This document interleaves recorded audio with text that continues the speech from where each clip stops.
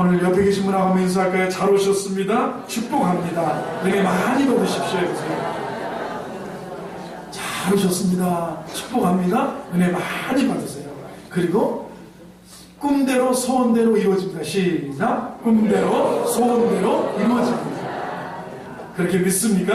네. 저는 오늘 여러분과 함께 더 나은 미래를 기대하며 살자, 이런 제목으로 로마서 강의를 이어가기를 원합니다.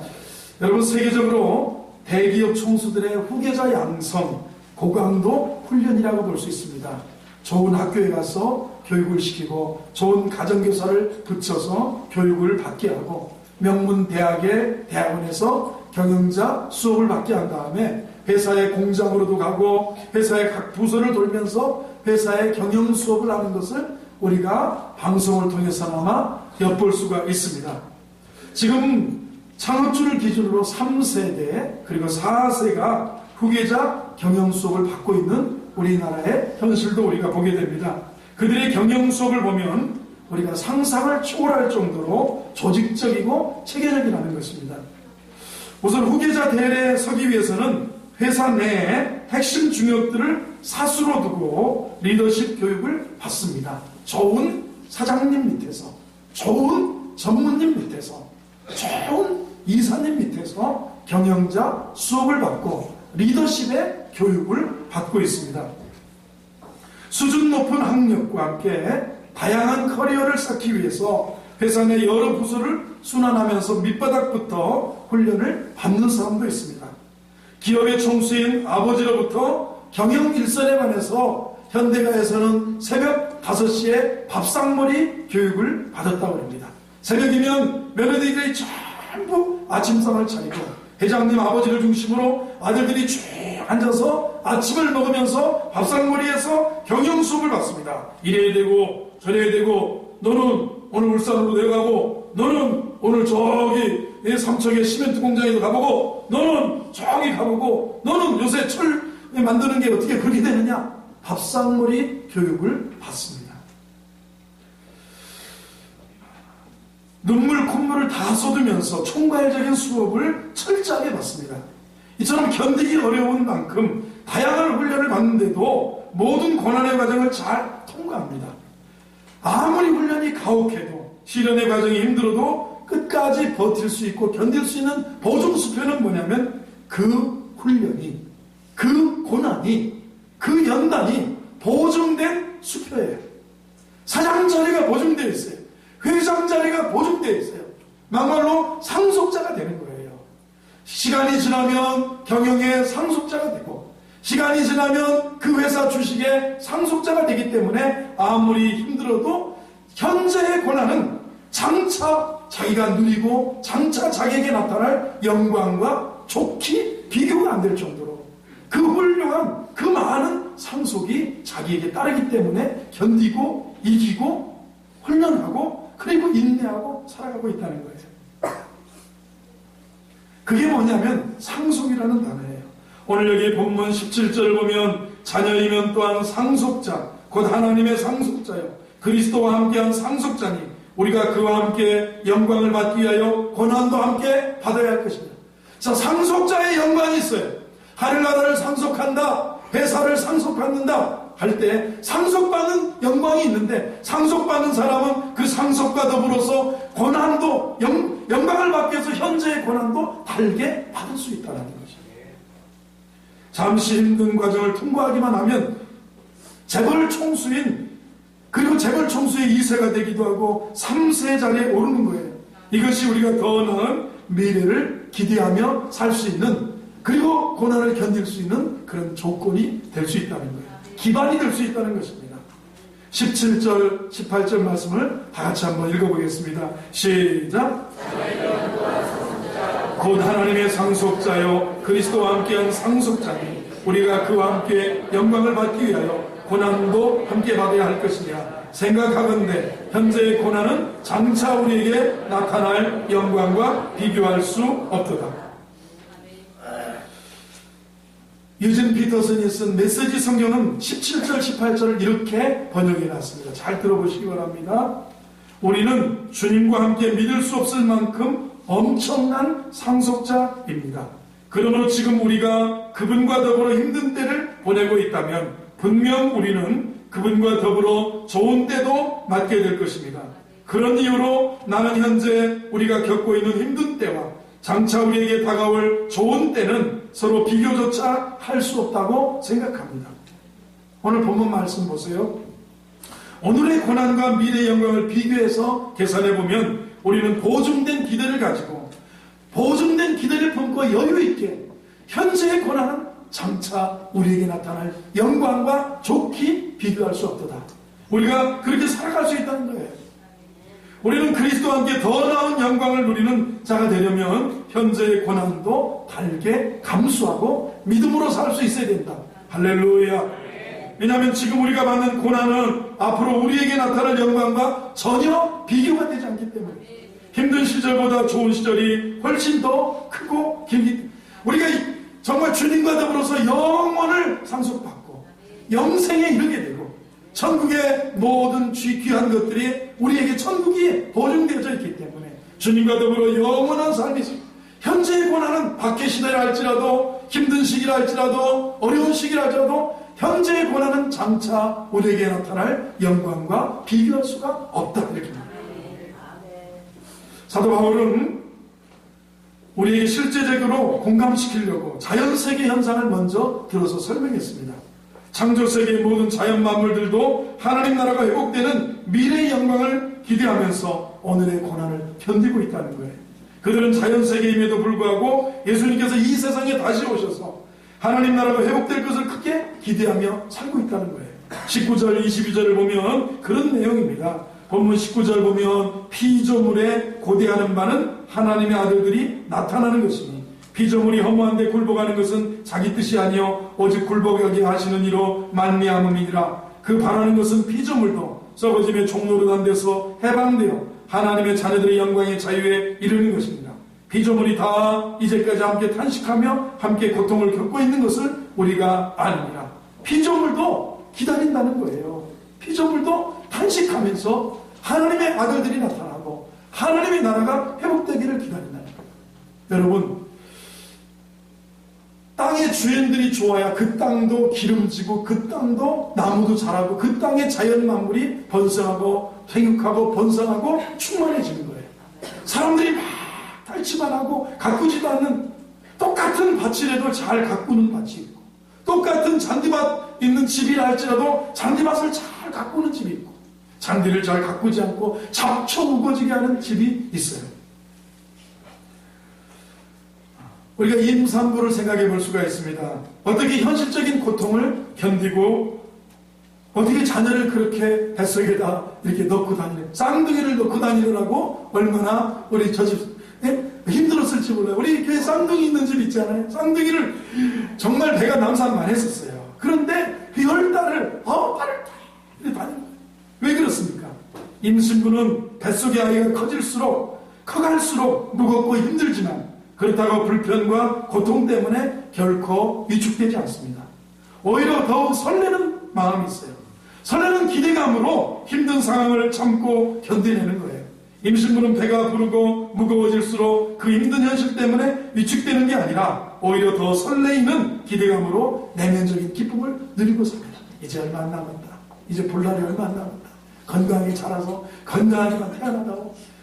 우리 집에 너는 최고의 손님이다. 하나님 우리에게 주시는 최고의 반가운 손님이고 어서 건강한 모습으로만 나온다고. 이것이 그리스도인의 고난에 대한 역설적인 그런 거예요. 영성이에요. 현재의 고난은 장차 우리에게 나타날 영광과 좋기 비교할 수 없다. 23절을 자세히 보면 그뿐만 아니라 또한 우리 곧 성령의 처음 익은 열매를 받은 우리까지도 속으로 탄식하며 양자될 것 곧 우리 몸의 속량을 기다리느니라. 우리는 하나님의 상속자다. 그리스도와 공동의 상속자인 만큼 더 나은 미래의 영광을 학수고대하며 살아간다는 겁니다. 단식한다는 말이죠. 단식하면서 기다려요. 신음한다. 목을 길게 빼고 기다리는 열망이 목을 길게 빼고 학수고대 탄식한다. 신음한다. 열망한다는 그런 얘기예요. 왜 이처럼 애절하고 간절하게 기대하며 살아갈 수 있습니까? 우리는 예수님이 다시 이 땅에 오시는 그날이 되면 우리의 몸까지도 완전 구원이 이루어지고, 몸이 아프신 분들 특히 이 말씀을 붙잡고 더 나은 미래를 기대하며 사시기를 바랍니다. 부활의 세계에는 다리가 한쪽이 없던 분이 다리가 생성이 되고, 부활의 세계에는 눈이 멀었던 분이 온몸이 최고의 아름다운 모습으로 부활되기 때문에, 호주 출신의 세계적인 기독교 작가고 세계적으로 기독교 강연을 하고 다니는 닉 부이치치라고 하는 분이 있습니다. 허그라고 하는 그런 책을 써서 유명해진 분인데, 닉 부이치치는 태어나면서 이 팔, 다리 길이가 10cm도 안 돼요. 이렇게 평균 팔도 안 되는 거예요. 그런데도 수영도 하고 뭐 다 해요. 뭐 농구놀이도 하고 다 하고 수영까지 뭐 다 하는데, 그래도요, 닉 부이치치는 뭐라고 간증한지 아십니까? 자기는 예수 그리스도가 이 땅에 오셔서 자기는 이 땅에 정말 하나님께서 허락하신 만큼 백수라고 죽는다 할지라도 부활의 세계가 되면 자기가 자기 몸이 부활되어서 구두 신고 걸어다닐 것을 소망하면서 자기는 자기 집 신발장에 항상 구두가 한결되어 있다는 거예요. 자기 평생에 그걸 자기 고대, 자기의 간절한 기대와 자기의 간절한 소망이 뭐냐? 부활의 세계 시기에 내가 온전한 몸으로 부활되어서 신발 신고 걷는 게 자기 소망이라는 거예요. 얼마나 귀해요. 하나님 나라의 도래와 함께 우리를 아픔과 고통에서 해방시켜준다는 그런 뜻이에요. 우리를 인생의 무거운 짐에서 자유하게 하시는 부활의 세계, 더 큰 영광을 누리게 하시는 천국의 세계. 할렐루야. 그러므로 고난은 우리를 작아지게 하지 않는다는 거예요. 우리를 위축시키지 못한다는 겁니다. 오히려 더 큰 기대감으로 우리를 살게 만들어주는 줄로 믿습니다. 더 나은 미래를 기대하며 대망하며 큰 담대함을 가지고 살아가는 우리 호산나 성도들 되기를 바랍니다. 그래서 오늘 본문에서는 더 나은 미래를 기대하며 산다는 거예요. 이 말을 19절에도 반복합니다. 피조물에 고대하는 바는 하나님의 아들들이 나타나. 피조물들이 고대한다. 피조물들도 고대하는 거예요. 산천, 초목, 나무도 고대하고 저 풀도 고대하고 저 짐승들도 고대하는 거예요. 하나님의 아들들이 나타나기를 고대하는, 착취하는 인생들이 아니라 하나님의 아들들이 나타나기를 피조물도 자연세계도 기대하고 고대하고 살아간다. 23절에 보면 그뿐 아니라 또한 우리 곧 성령의 처음 익은 열매를 받은 우리까지도 속으로 탄식하며 양자될 것 곧 우리 몸의 속량을 기다립니다. 자, 여러분, 우리도 속으로 탄식하면서 양자된다. 성령님은 우리가 하나님의 자녀인 것을 증거해 주십니다. 내적으로 너는 하나님의 자녀다. 너는 내 아들이다. 오늘날 내가 너를 낳았도다. 여러분, 성령님은 우리가 환경과 삶이 힘들고 어려울 때 너는 내 아들이다. 우리는 양자될 것을 소망하고 우리 몸의 속량을 기다리는 것, 우리까지도 속으로 탄식하며 양자될 것 곧 우리 몸의 속량을 기다립니다. 천국에 소망 있는 분은 아멘 해보십니다.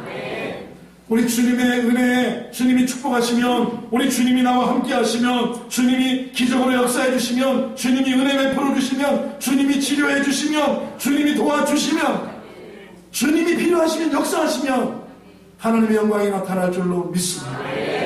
우리 예전의 성도들은요, 우리 예전에 1세대 믿음의 세대들은 일제시대의 박해 속에 주님 고대가라는 노래도 부르고 하나님 앞에 그 괴로움과 그 고난을 이기며 살았습니다. 우리 산속에서 낮에나 밤에나 눈물 머금고 내 주님 오시기만 고대합니다. 낮에나 밤에나 눈물 머금고 내 주님 오시기만 기대합니다. 가실 때 다시 오마 가신 예수님 행여나 오시렵니까? 제가 가사를 안 써가지고서 깜빡인데, 여러분, 고대가, 주님 고대가 지규철 목사님이나 선양한 목사님이나 1세대 일제 박해 시대를 살면서 주님을 고대했어요. 예수님이 다시 오시면 우리 몸에 구속과 속량이 있고 우리에게 영광스러운 자유가 있고 우리에게 하늘나라 천국이 있고. 할렐루야, 할렐루야.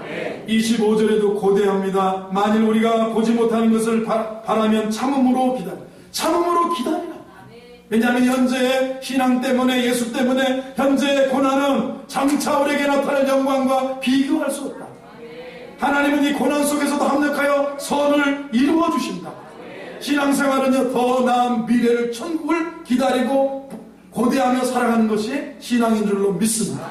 천국에 대한 기대가 있는 것, 하늘나라에 대한 소망이 있는 것, 부활에 대한 세계에 믿음이 있는 것, 부활 세계에 대한 확신이 있는 것, 이것이 바로 천국의 세계, 이것이 바로 믿음의 세계입니다.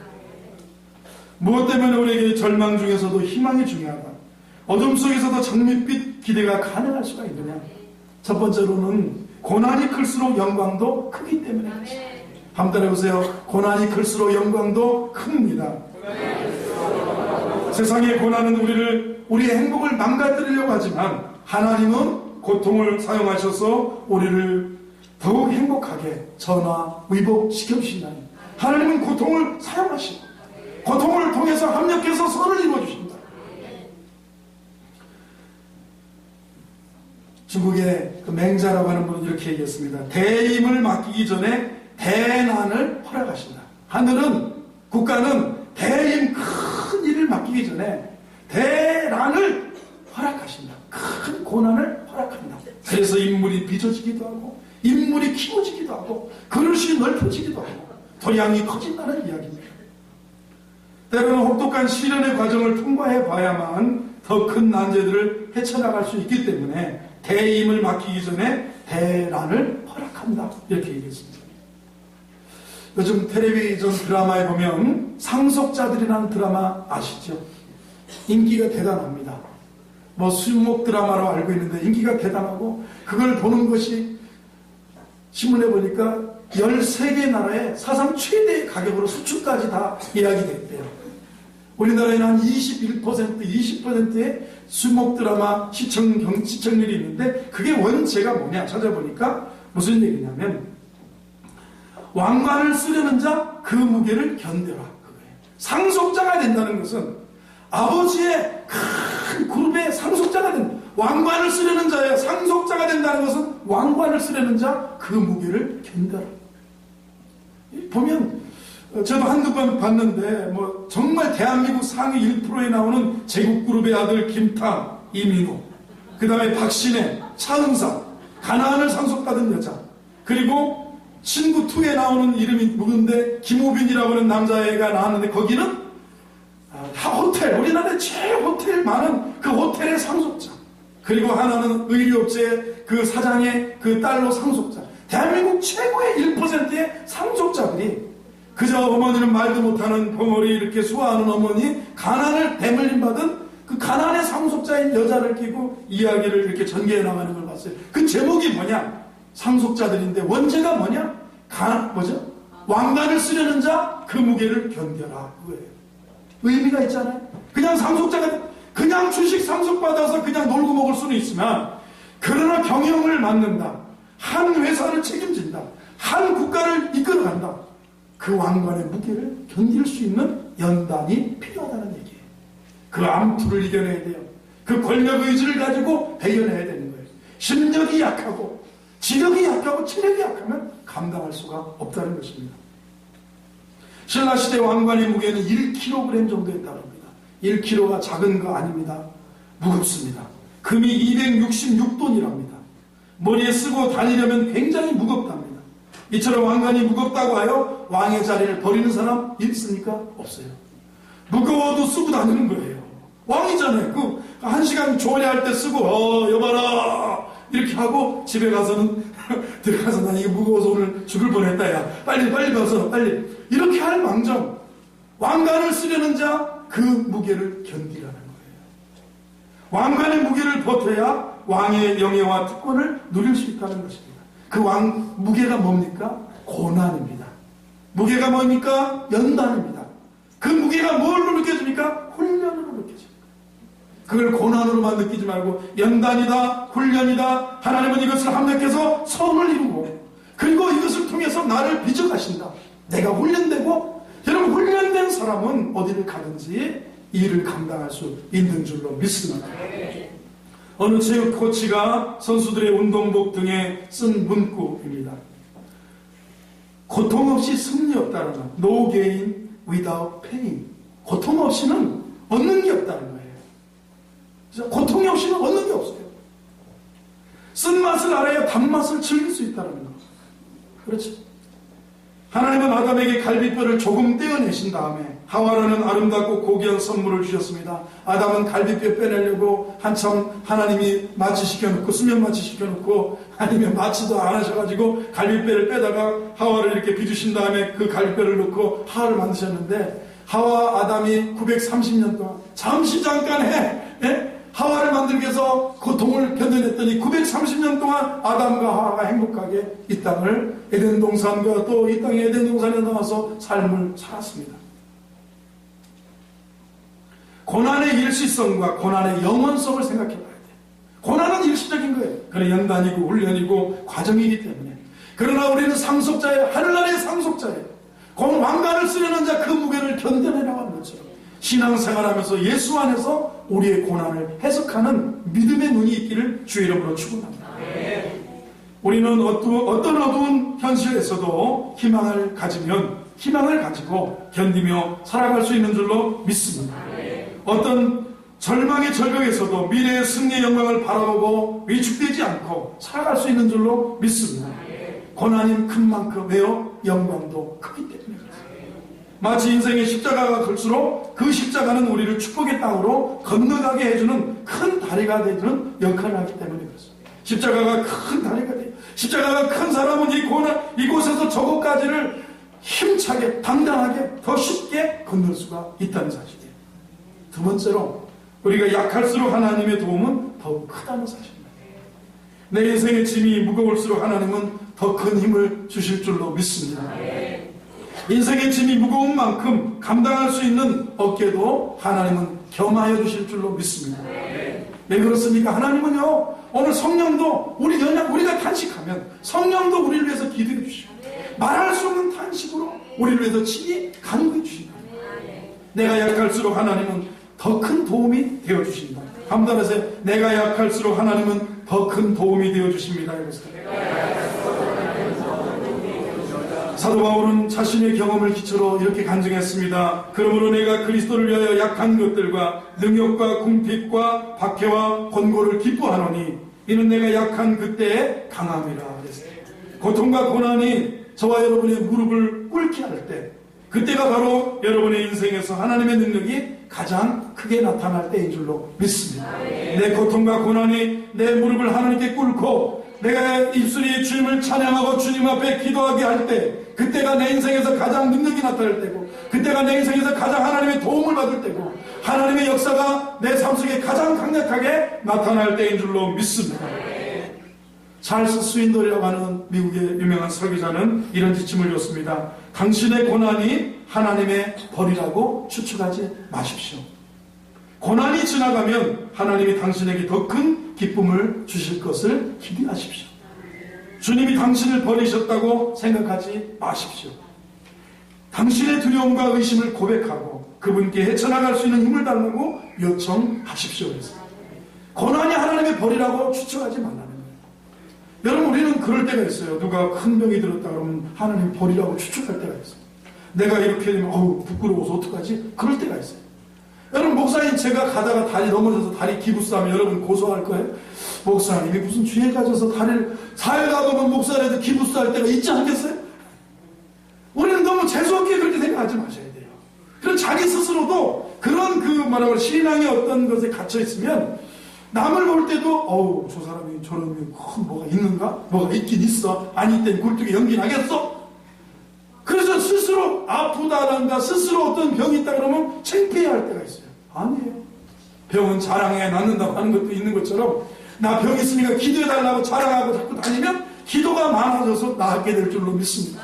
꽁꽁 숨기고 세상에 제가 대전에서 부목사 할 때인데 어느 권사님인데 성함이 좀 기억이 안 나지만 그 권사님 나중에 자식이 죽었다고 해서 가봤더니 세상에 자식이 정신지체한데 움직이지도 못하는 자식을 아파트 베란다에다 가둬놓고 베란다를 꼭 스티로폴로 막아놓고 거기서 애가 죽을 때까지 거기다 가둬놓고 사는 거예요. 그걸 장례식 치러주는데 가슴이 얼마나 아프는지 몰라요. 왜 숨겨요? 자식이 아프다고 왜 그걸 숨겨요? 자식이잖아요. 그 아들 그 자식을 왜 베란다에다가 꽁꽁 그 추운 아파트 베란다에다가 꽁꽁 숨겨놓고 죽을 때까지 거기다 꺼내놓지도 않고 그러고 살아요. 병은 옛말의 병은 뭐라고요? 자랑하여 낫는다는 말이에요. 고난을 그렇게 해석하지만 당신의 고난이 하나님이 버리라고 추측하지 말아라. 고난이 지나가면 하나님이 당신에게 더 큰 기쁨을 주실 것을 기대하라. 주님이 당신을 버리셨다고 절대 생각하지 말아라.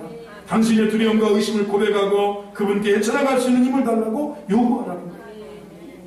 오늘도 짐을 주시는 하나님은 힘도 겸하여 주실 것을 믿으시기 바랍니다. 우리 찬송가의 무거운 짐을 나 홀로 지고 견디다 못해 쓰러질 때 불쌍히 여겨 구원해 주리 은혜의 주님 오직 예수. 무거운 짐을 나 홀로 지고 견디다 못해 쓰러질 때 불쌍히 여겨 구원해 주니 은혜의 주님 오직 예수인 줄로 믿습니다. 2차 대전 시절에 유태인들은 폴란드의 아우슈비츠 수용소에서 이렇게 애절한 노래를 부르며 죽어갔습니다. 나는 믿는다. 아니마민이라는 그 유대의 말인데 나는 믿는다 그랬어요. 나의 메시아가 나를 돕기 위해서 반드시 나를 찾아오리라는 사실을 나는 믿는다.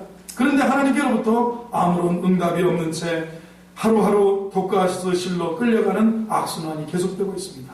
오늘도 몇 명, 내일도 몇 명, 모레도 몇 명씩 계속해서 독가스실로 생체 실험실로 끌려가는 동료들을 보면서 또 노래합니다. 나는 믿는다. 나의 메시아가 나를 돕기 위해서 반드시 나를 찾아오리라는 사실을.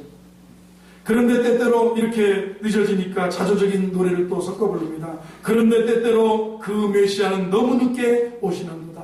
나는 믿는다. 나의 메시아가 나를 돕기 위해서 반드시 나를 찾아오리라는 사실을. 그런데 때때로 그 메시아는 너무 늦게 오시는도다. 이런 암울하고 절망적인 상황에서도 더 나은 미래를 기대함으로 희망의 승자가 된 사람이 있습니다. 빅터 프랭클이라고 하는 유대인 의사가 있습니다. 아침마다 수많은 사람들이 독가스실로 끌려가는 절체절명의 상황에서도 희망을 포기하지 않습니다.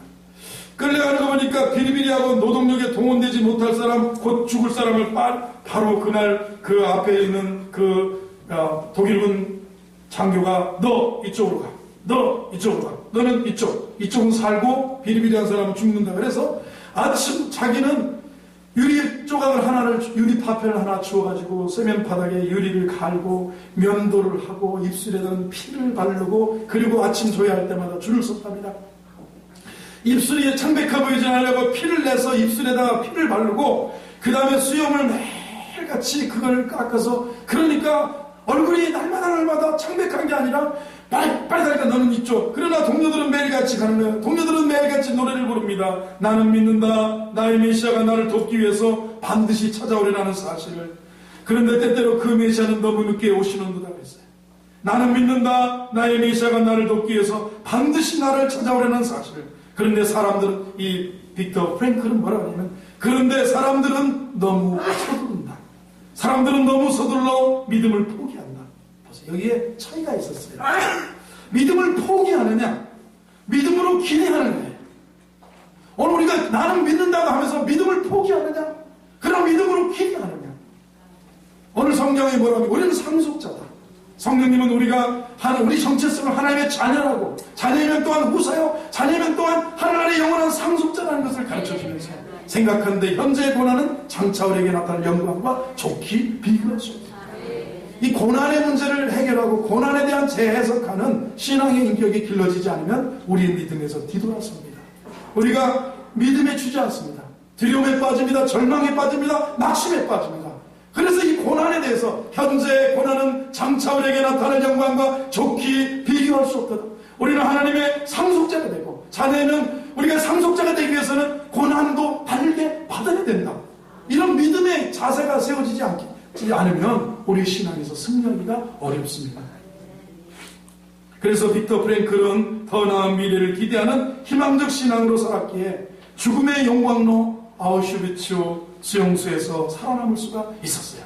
그래서 그가 살아남아가지고 책을 써서 그게 알려진 거예요. 이 수용소의 참혹함이 알려진 거예요. 그래서 자기는 유리파편을 주워서 세면바닥에 긁어서 면도를 하고 핏자국을 내서 자기 입술을 바르고 아침마다 조회에 참석해서 살아남은 거예요. 소망이라는 말이에요. 소망. 24절 25절을 보면 소망이라는 말을 바란다고 하는 말을 5번이나 썼어요. 오늘 24절 25절 시작. 우리가 보이는 소망이 아니 보이는 것을 누가 바라리요. 만일 우리가 보지 못하는 것을 바라면 참음으로 기다리자. 바란다, 소망한다, 다섯 단어가 썼어. 바란다는 거예요. 소망한다, 소망. 우리의 소망이 뭐냐? 이 몸의 소망 무언가 우리 주 예수뿐일세. 우리 주 예수밖에는 믿으리 아주 없도다. 소망이에요, 소망. 인생의 모든 고난은 끝이 막힌 동굴이 절대 아닙니다. 반드시 미래가 뚫린 터널인 줄로 믿으시기 바랍니다. 언젠가는 끝이 있고 나가는 출구가 있는 것처럼, 그래서 우리는 소망을 기대하면서 견뎌내고 이기고 살아갈 수 있는 줄로 믿습니다. 우리가 존경하는 마틴 루터 킹 목사님, 1963년도 53년 전입니다. 올해가 꼭 50년 전입니다. 50주년 마틴 루터 킹의 그런 50주년 그날의 그 기념식을 하는 걸 봤는데, 그는 인종차별의 절망적인 상황에서도 워싱턴 광장에서 이런 내용으로 희망적인 선언을 했습니다. 저는 산꼭대기에 올라 미래의 꿈이 이루어지는 약속의 땅을 보고 있습니다. 나에게는 꿈이 있습니다. 나는 언젠가 피에 물든 조지아 언덕에서 옛적 노예의 아들과 옛적 노예주의 아들들이 형제에 넘치는 밥상에 함께 앉아 있을 것이라는 그런 꿈을 가지고 있습니다.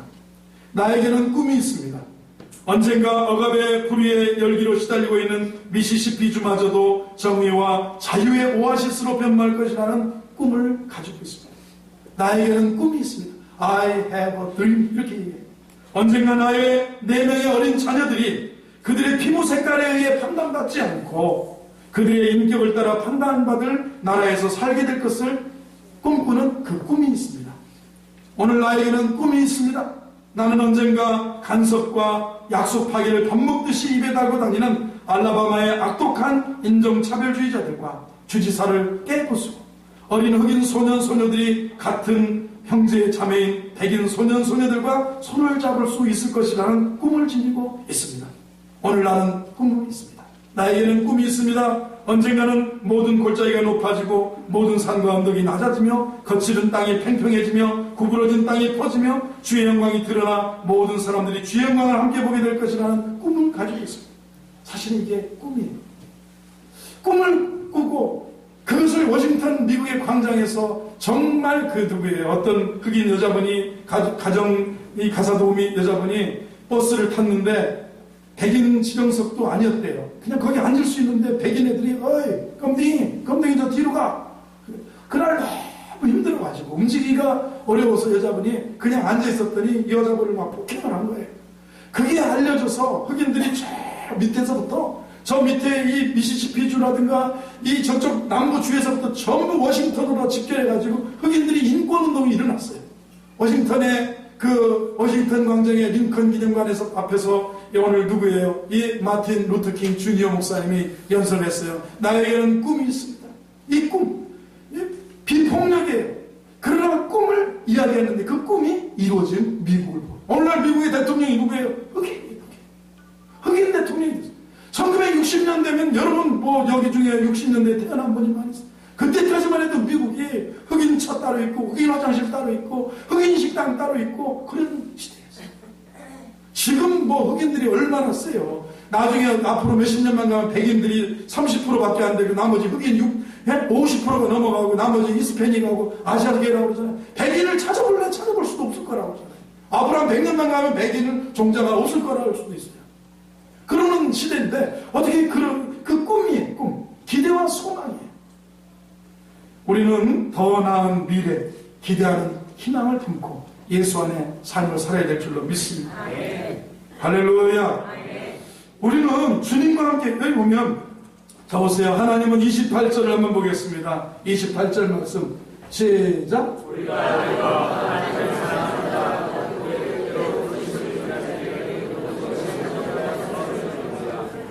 우리가 알거니와 하나님을 사랑하는 자 곧 그의 뜻대로 부르심을 입은 자들에게는 모든 것이 합력하여 선입니다. 그래서 우리가 현재의 고난은 장차 우리에게 나타날 영광과 좋게 비교하죠.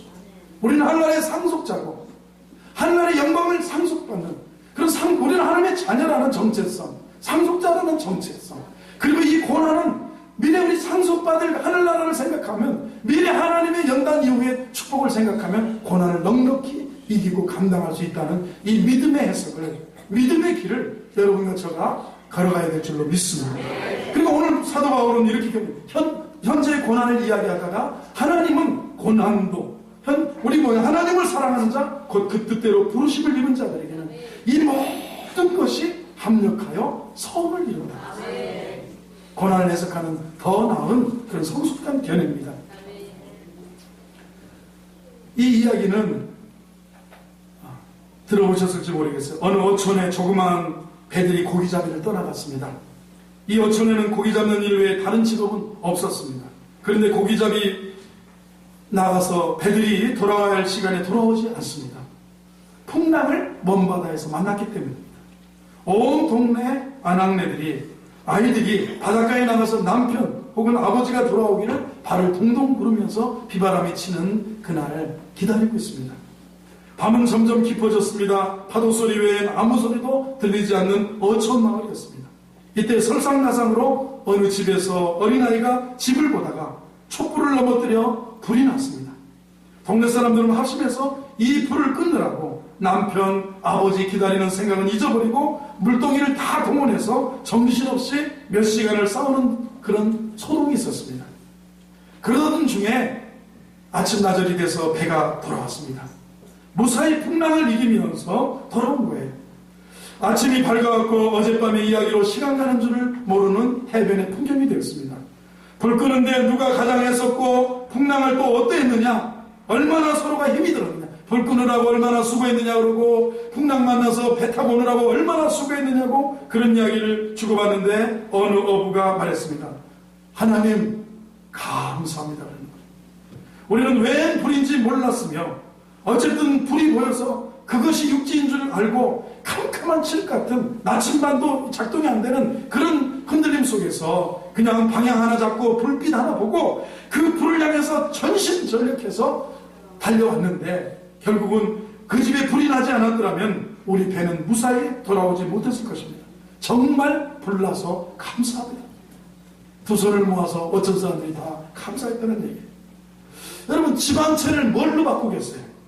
그러나 집이 불에 타는 역사가 있어야만 어부들이 무사히 도착할 수 있음을 우리는 미처 생각지 못하는 거죠.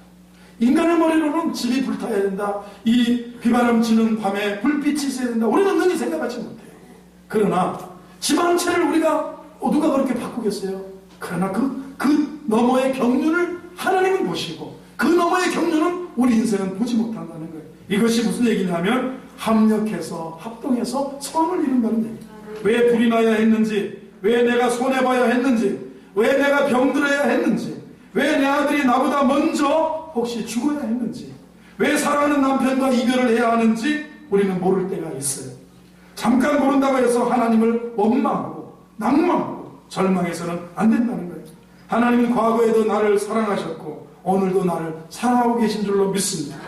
하나님의 사랑의 뜻에 대해서, 그 선하심에 대해서 결코 의심하지 말고 우리는 더 나은 미래를 기대하고 고난도 넉넉히 견디고 믿음으로 소망하며 삶을 살아가자는 얘기예요.